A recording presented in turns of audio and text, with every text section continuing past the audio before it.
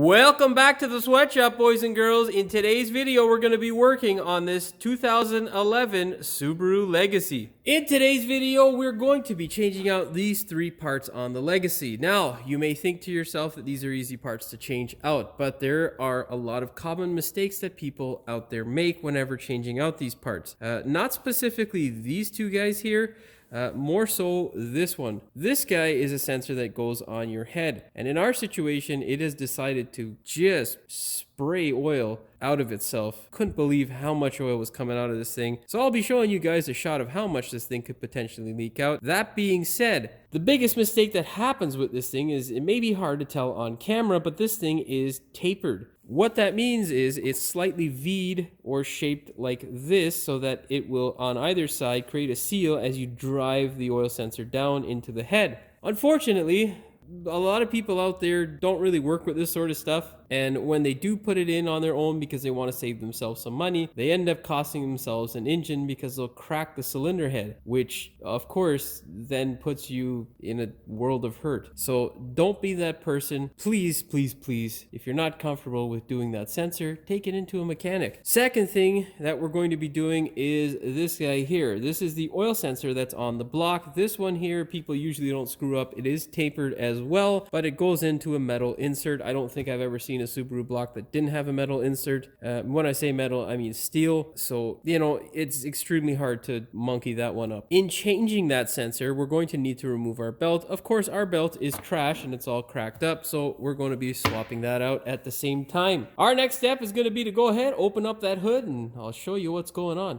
Currently, we are looking, of course, at the front of the engine, and as you can see here, this is our alternator. Underneath our alternator is that switch that shuts off the oil light on your dashboard. Now, of course, if you have a leak, it is good reason to replace it, because as that leak gets worse, well, it may also give you a false indication that you have no oil. And I don't know about you, but I'm not up for a small heart attack. Every time one of those little red lights come on, that's usually what happens as a mechanic. Of course, having to replace that sensor, we're going to have to remove our alternator, which means we're going to also have to take off our belt. So before you go ahead and replace that sensor, make sure you take a look at your belt and determine whether you need to replace it or not. Obviously, it's not something that you absolutely have to do, but if it is in shambles like this one is, with all the cracking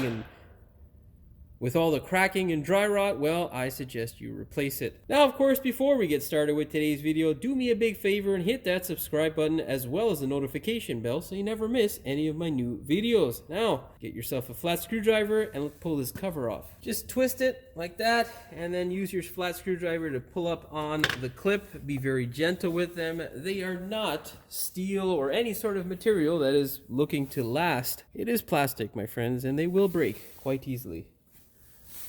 Now, when you're trying to pull it up, if it doesn't want to come out of the plastic bracket, all you need to do is simply just pull up on the bracket and it comes out relatively easy. And there you go. We're pretty much halfway there. What you're going to do is grab the appropriate wrench, crank the tensioner towards the battery like so, and obviously you'll see the tension release. Then just grab your belt and work it off of any pulley.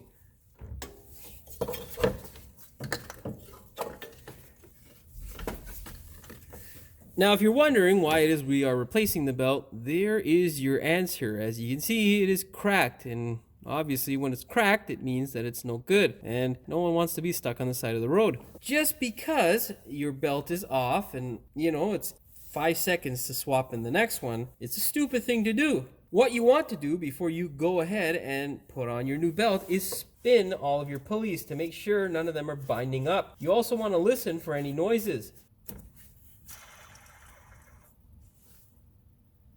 Now, this pulley has a little bit of play and a little bit of noise. I would recommend to the customer to replace it, but this guy does a lot of his own work and I'm pretty sure he'll be able to take care of that on his own, so I'll notify him about that, but not something you're going to see in this video, boys and girls. And this one's okay, relatively quiet. That's what you want them to sound like, but it's not alarming if they sound like that. That doesn't mean they're going to fall apart tomorrow. It just means that it's getting old. Now, that big pulley down there is connected to your crankshaft, so don't try to spin that because you're just going to give yourself a headache. Nice.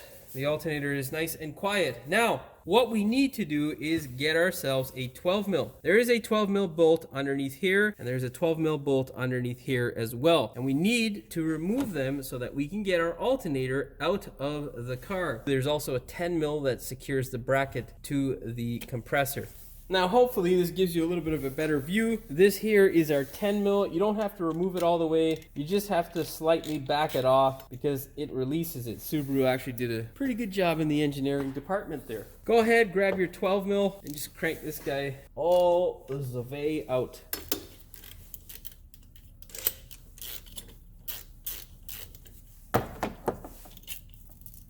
Just move that guy back like so. Now you can see your 12 mil there. Pull it all the way out.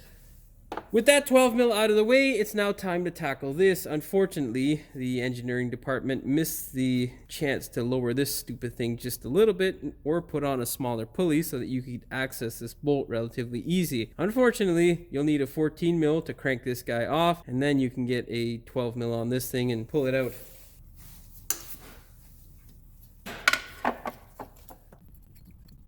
Easy as that.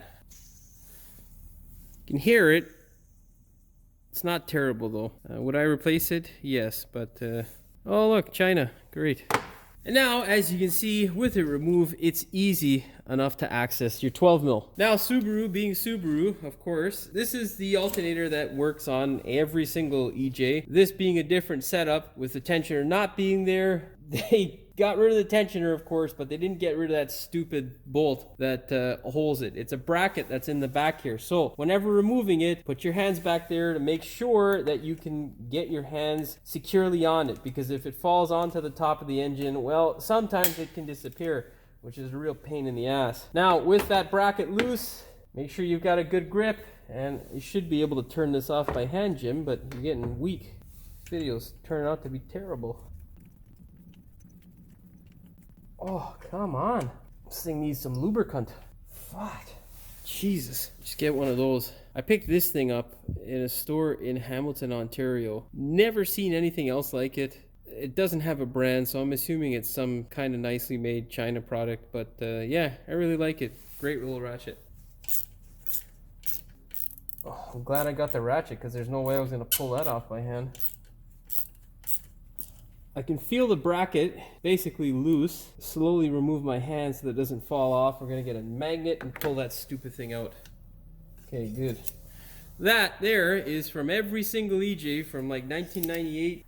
So yeah, it's probably even from before that, but that's the ones that I started working on. So now what you're gonna do is get yourself a pry bar. You're going to put the pry bar on the AC compressor bracket here and then just slowly move it back and forth. Once you bottom that out, just wiggle it back and forth. At the same time, simultaneously, you're going to be pulling the bolt towards the front of the engine, towards the radiator side. Go ahead and remove your ground cable from your battery to make sure the circuit is open. If for whatever reason you get that thing to ground off, it's going to be a very, very bad day. So if you're not comfortable with working with a car that is live, so to speak, or has battery power, remove your ground cable before you take your alternator out of place. Remember, always remove the ground cable, not the positive side. And then when you're installing, positive side first, ground cable last. All right, that out of the way. Let's get this guy out of the way. Come on. There we go. I can simply set it down on my plastic intake, and there you go.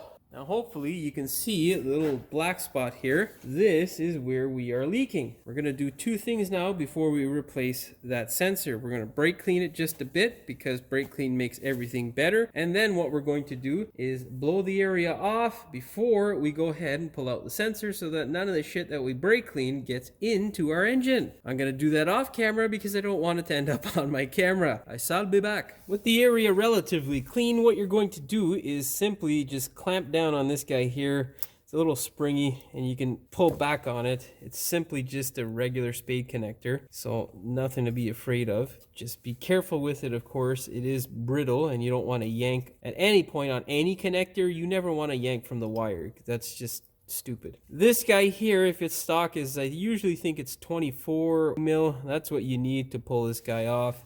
Some of them, especially aftermarket, do go up to like 27. So you never know what you might have had, and usually it's something that's been replaced by now. We're going with the 24. Yeah. Grab yourself one of these guys here. You want a 10-inch and a small ratchet. And just crank it.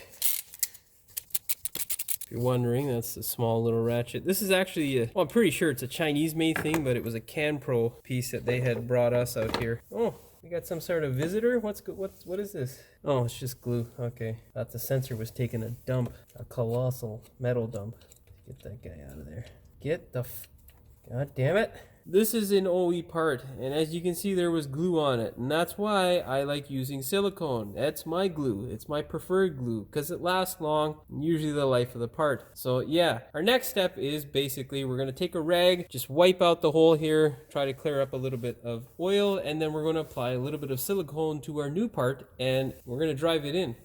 Alright, so grab your new sensor, make sure you test what the size of the sensor is. This one in my case is a 22 mil. You don't want to put it in there and then figure out you have the wrong size. You're going to add a little bit of silicone to the thread portion. You can also use some pipe tape or some Teflon tape, and that'll do exactly the same job. Now, very important, take this guy and thread it in by hand. Do not, I repeat, do not gun it in or use any sort of power tool. Once it gets snug, you're going to go ahead and tighten it up a bit more. Now there is a torque spec specifically for this, and I've never actually torqued them before. I just tighten them up to what my feel is. Of course, you guys at home aren't going to know what it should feel like, and it's not something that I can explain over the camera. So the torque spec for this particular sensor is 18.4 foot-pounds or 24 newton meters. Now, be sure to check out the specific specification for your engine, your car. You do not want to screw this up. This one's much more forgiving because there is a piece of steel that you thread into that can be replaced if you screw it up, but if you do the ones on the head, well, you're shit out of luck because the only thing that you can replace there is the head. Now, I'm going to go grab my torque wrench and we'll set it to 18.4 foot-pounds and torque away. Now, as you feel it getting tighter and tighter, just go slowly. Do not want to go too quickly. This is tapered and it will give you a headache if you screw it up.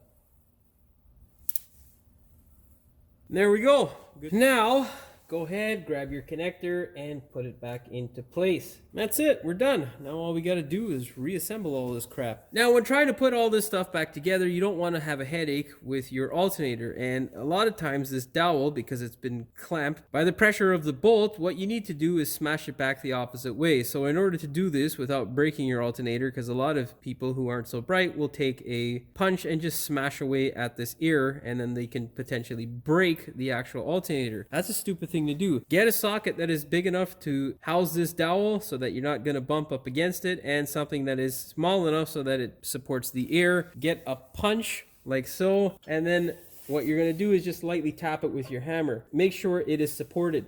And that's it. In case you're wondering, that was Genius 21 mil shallow impact 3/8 drive socket. Anyhow, what you're going to do now is slide your alternator into place.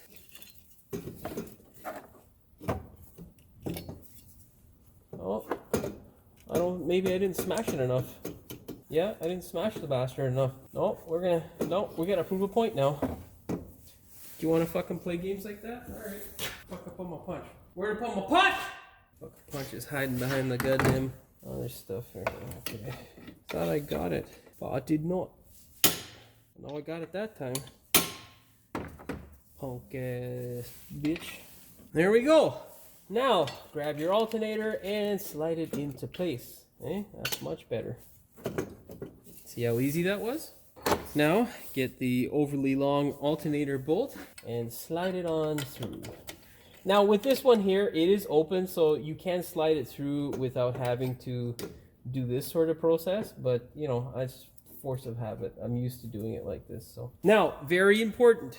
Grab this guy here and do not lose it in the engine bay, because you'll be taking this thing in and out, and it'll drive you nuts. So yeah, Slide it in and through. Whatever you do, make sure you catch it on the bolt first, and then you can pull your magnet off and just thread the bolt up. Okay? Nice and easy. Now, grab the other 12 mil here. You can set this aside, line this up properly, and make sure you get that 12 mil in there nicely. Thread it in, and then you can slide your bracket into place. Do it on the opposite side as well. All right. The torque spec for the alternator, these two 12mm bolts, is 18.4 foot-pounds or 24 newton meters.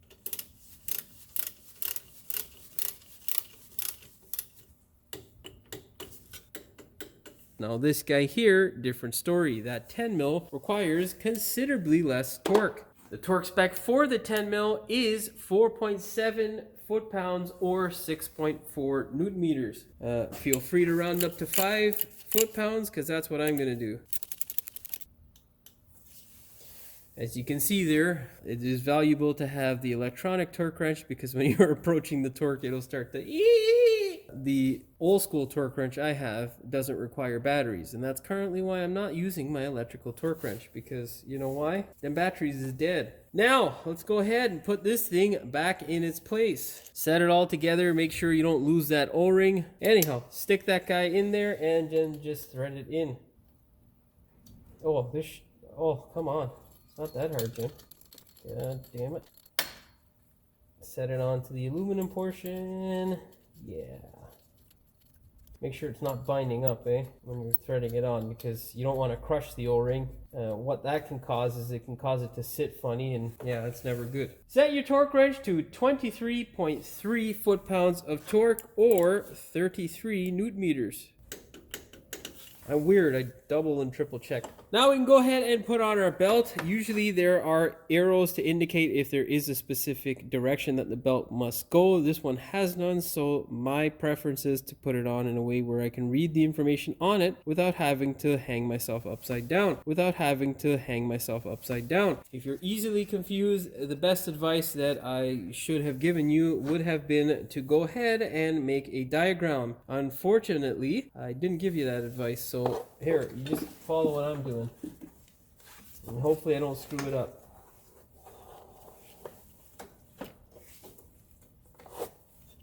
I feel like I'm screwing this up again. 100% I've screwed it up. That's 100%. Yeah. No, I fucked it up. I'll be back. Okay. I think I got it this time.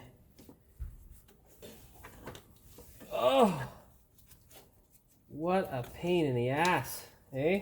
I'm supposed to be a specialist of some sort. Okay, when you get to the point where your belt looks like it's properly put on, and you haven't screwed it up like Jimmy did a number of times. Let's get it around the crank pulley. What you're going to do now is release tension on your tensioner. So grab your 15 mil, stick it on the tensioner, and push it towards the battery. There we go. Well, let's get it off one of the smooth pulleys. Are we almost on there? Yeah. There we go. Now just slide it on, make sure everything is on. There we go. Sometimes I should take my own advice and make a diagram for myself so I don't have so many bloopers to funnel into the blooper section. Anyhow, now we can go ahead and put on that plastic cover. Grab this guy here and slide it into place. Just wiggle in the connector and you're good to go. That's a thumbs up for Jimmy. Now we'll go over to this other side here and I'll show you what the real issue is. Now you don't need to remove any of this stuff, the ducting that is, in order to service the actual sensor, but for filming purposes I'm going to go ahead and remove it so that you can see what I'm doing. Why is that loose? I didn't even touch it, it's loose. Wonderful. Pop this guy open so we can get that wonderful, this guy here. Clamp. At least that one's tight, that counts. Pull that clip out. There should be another one there. Obviously it's not there. Hey, what? There you go. Now, there is another hose on the other side. I'm not planning on touching that because we're just removing it so that you guys can see what the hell is going on. This here is our oil sensor that is leaking. Now, there are a few components in this area that can piss oil. You have another sensor right here that can piss oil, and you have this guy here, which is your actuator for your variable valve timing. Generally, those guys don't leak. They will seep a little bit of oil, but it's not common. Now, this guy here, though, the single wire, that loves to leak. And how you can confirm that it is leaking is when you pull off the connector, you will see oil inside of the connector, as well as around the base and pretty much everywhere. This thing, though, has done a wonderful job of leaking and has pissed out an enormous amount of oil. Of course, I said I will show you that, and I will. Grab your 24 mil and sneak it on into place.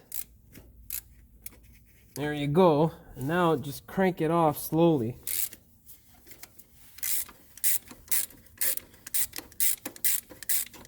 There is our sensor. As you can see, it is absolutely saturated in oil. Now, I don't know why it has failed so catastrophically. Usually they don't do that, but yeah. What we're gonna do is grab our new sensor. We'll apply a little bit of silicone to it. It does have its own sort of sealant applied to it, but yeah, I'm not gonna rely on that. I'm just going to do my own thing. Now, what I've done is I've gone ahead and just cleaned up the mating surface down here to make sure there's no debris and crap. What you're going to do now is just make sure you have a light layer of silicone on your new sensor. Then go ahead and thread it in by hand. The reason, if you're asking why I did not go ahead and spray it with all kinds of brake clean, is because there's just so much oil. I'm going to go ahead and power wash this area anyhow, so it doesn't make sense for me to waste any of my brake clean. Always thread it in by hand, because this is not the sensor that you want to screw up. Now, this guy here, I'm not going to recommend the torque because I couldn't find a torque spec, and I'm not going to blow through this guy's head just because, you know, Subaru says so much torque for that. That there is a steel insert on the block right in, well, in that area. But over here, it is just aluminum. So I am going to cut the torque in half. I'm going to torque it to 10 foot-pounds, and that should be good enough.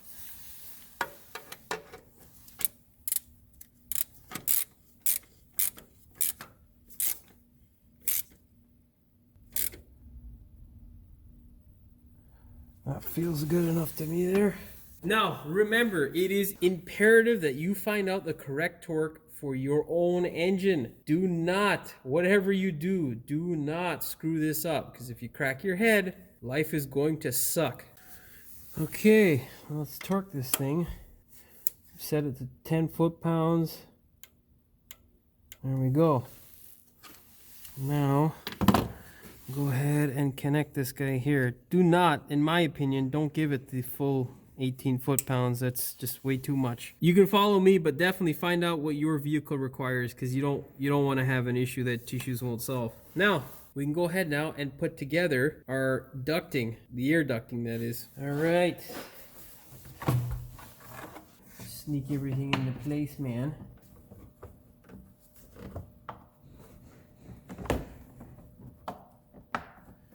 There we go. Sneak it on into place, put that guy in there. Make sure the holes on the bottom is connected, yay. And then, there you go. Slide that bracket into place. Once you tighten up everything, want to be like that last guy. All right, grab your screwdriver. Be sure to tighten up your clamps. This is very important. Tighten that guy up. And then you can put that little cover back into place. And that's it. That's that. We're done. Now I'm going to take this thing out, pressure wash it, and, you know, get rid of all the disgusting dirt that was on the top side here and all that oil. Now let's put this thing up and we'll show you exactly what it looks like. Check this out. This is the front side of the car, and here we go. This is where the oil started to leak. As you can see, that is a considerable amount of oil. If you still don't believe me by the drips and puddle that's on the floor, well, check this out. The car proceeded to undercoat itself. All that shininess there on the plastic is oil. So yeah, on the exhaust as well. Oil. Check it out. And the customer said this has been happening not too long. So this is, in my opinion, what is a catastrophic failure. Yeah, that's right. That's engine oil building up on the back of the car. Amazing, isn't it? And then look at this here. Just covered, man. Just covered. All that's left to do now is to go ahead and test your work. How you're going to do that is to clean off all the residue that you have of oil on the engine. Get rid of as much as you can. Now, if you're going to power wash it, I suggest watching the video that I have up on how to power wash your engine properly so that you don't have any issues that tissues just won't solve. Once you've got all the oil off the engine, what you're going to do is start it up, let it run for 5 to 10 minutes, inspect to see visually, of course, on the components that you change, that there are no oil leaks. If there aren't any oil leaks, then you can take it for a short test drive because the oil sensor that is on the head usually actuates with pressure at a certain RPM and certain type of load on the engine. After taking it for a short test drive, pull over, visually inspect to make sure that you don't have any oil leaks coming from those sensors or really from any other place on the engine. That being said, that is pretty much all she wrote for this one. Hopefully you enjoyed the video and found it informative. Of course, if you did, please like, share, and subscribe. Don't forget to hit the notification bell so you never miss one of my new videos. And as always, thanks for watching. We will see you in the next one. Provided you know what to look for and you know how to do it. I'm just rambling on now, fuck. And of course, in order to get to this sensor here, which you'll obviously see later, this is fucking stupid. This fucking 2 minutes of shit talk, Jim. That was a lot less rambling, I think. Anyhow, I hope all of it made sense. I'm fucking tired. Yeah, like always, you know. That sensor tells your oil light to shut off whenever you start the car. Sounds so fucking weird. Because if you don't have oil in your engine, which is a common issue with some of the Subarus, especially when they start to leak it or you miss some oil changes, they will consume it somehow, usually by way of leaking it or burning. I'm being redundant, and this is retarded. You know, this happens every time I film after like a couple of weeks or something. I get all, you know, useless at my job. Anyhow, okay, let's start this fucking shit over again. Underneath the alternator is that little sensor that tells your engine light, not your engine light, damn it. Underneath the alternator, this sensor is the oil sensor that actuates or tells the engine that you have pressure. Oh, for fuck's sakes. We'll just start this shit over again. Of course, having to replace that, we're going to have to remove our alternator, which remains. Now, of course, before we get started with today's... Oh, god damn it. That's always fun. Fuck you, car. Fuck you. Really? Come on, Jimmy. Look, I took that to pry it out. That is stupid. Make sure, of course, that your wires are protected and they're not connected. Fuck, I just said. I'll be back. Okay, now I'm going to go grab my torque wrench, set it to 22 foot-pounds, or what was it? Oh, oopsies. What you're going to do is you're going to get a socket that is small enough that this... This is small enough? What an idiot. What you're going to do is get a socket that is big enough so that this dowel can be forced a little bit through the actual bore of the alternator. Oh, I don't know what the fuck I'm saying. Of course, makes it to rattle around. Oh, you fucking cocksucker compressor. Putting on the right way and not upside down. So go ahead and put it on in a way that you can read it. I don't know what the fuck I just said. Now we can go ahead and put our belt on. I like reading this stuff without having to go upside down and look at the belt for information in case I ever need to. So I put it on with I don't know. Oh God. Now you do not need to remove any of this stuff in order to serve as this. Let me reposition the camera and I'll show you the fucked upness that is this oil sensor. You have another sensor here. Fuck you, Subaru. Oh, you're not deep enough, are you, son of a bitch?